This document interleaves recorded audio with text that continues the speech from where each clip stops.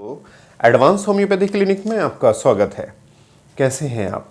अभी तक हमने लेसन 37 में ये बताया कि किस तरह से एंजाइटी को हम होम्योपैथी दवाओं से ठीक कर सकते हैं। आज लेसन 37 में ये बताएंगे कैसे होम्योपैथी दवाएं बहुत ही आसानी से एंजाइटी को ठीक कर देती हैं।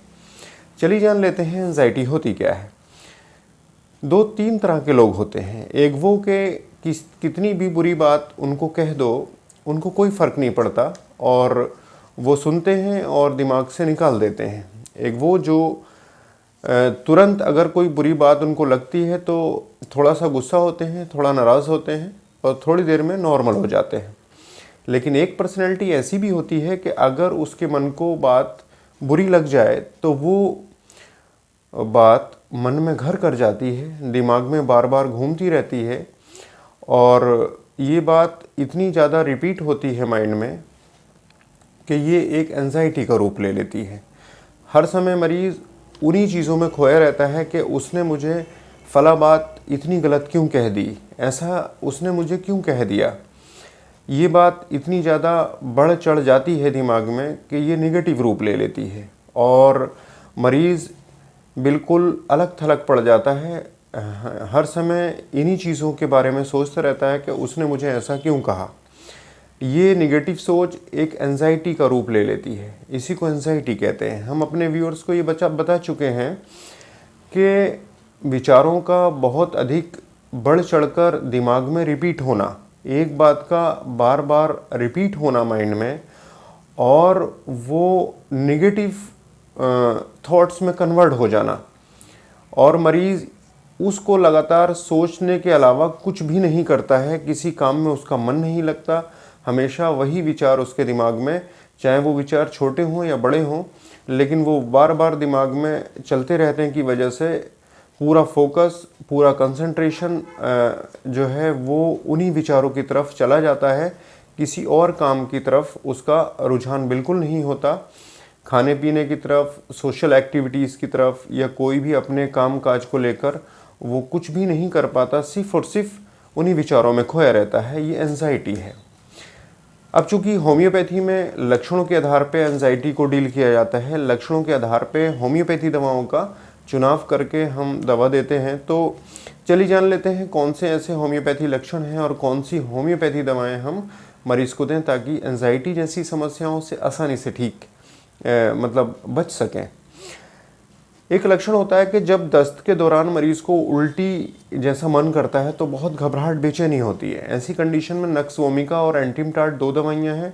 दोनों में से सिम्टम्स के आधार पे किसी एक दवा का चुनाव कर लें और 200 पावर में नियमित रूप से 2 से 3 हफ्ता दें।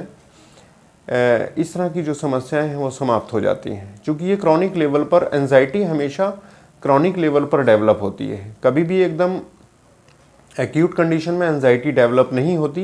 एंजाइटी को डेवलप होने में महीनों लग जाते हैं, सालों लग जाते हैं और ये फिर लंबे समय तक शरीर में और दिमाग में बनी रहती है और इसको ठीक होने में भी समय लग जाता है।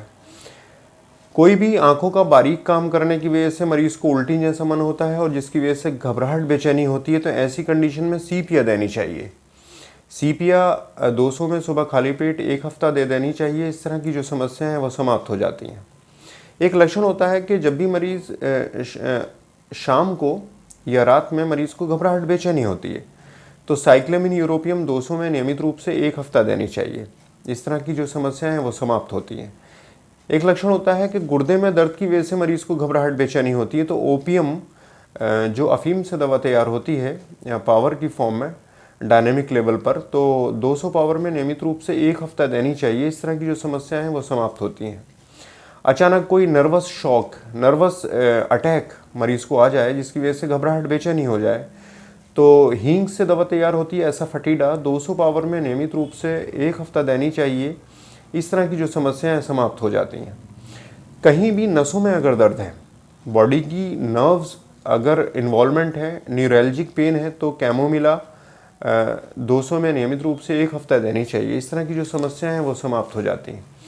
शरीर का कोई भी लक्षण हो, वो लक्षण एंजाइटी में कन्वर्ट हो जाए, उसको लेकर मरीज़ इतनी ज़्यादा नेगेटिविटी का शिकार हो जाए कि तो ये एंजाइटी कहलाती है और इन लक्षणों के आधार पर ही हम होम्योपैथी दवाओं का चुनाव करते हैं। ये होम्योपैथी दवाएं बिना किसी साइड इफ़ेक्ट के, बिना बीमारी को दबाए आसानी से ठीक कर देती हैं। एक लक्षण होता है गोनोरिया का, ये एसटीडी में आता है, मतलब सेक्सुअल ट्रांसमिटेड डिजीज़ में। गोनोरिया में मरीज़ को घबराहट बेचैनी होती है, तो मगसॉल देनी चाहिए इस कंडीशन में 200 में नियमित रूप से सुबह खाली पेट 1 हफ्ता। इस तरह की जो समस्याएं हैं वो समाप्त हो जाती हैं। मरीज़ जब भी बिस्तर पर होता है तो घबराहट बेचैनी का शिकार होता है। ऐसी कंडीशन में एंगस्टर नाम की मेडिसिन है, 200 में नियमित रूप से 2 से 3 हफ्ता देनी चाहिए। तो ये एंजाइटी पर हमारे कुछ सिम्टोमेटिक लक्षणों के आधार पे होम्योपैथिक दवाओं के बारे में जो हम आपको बता रहे हैं, अगर आप इस्तेमाल करते हैं तो नियमित रूप से फ़ायदा होगा। तो उम्मीद है हमारी ये एंजाइटी पर वीडियो आपको पसंद आई होगी। नेक्स्ट वीडियो में फिर मुलाकात होगी। Thank you.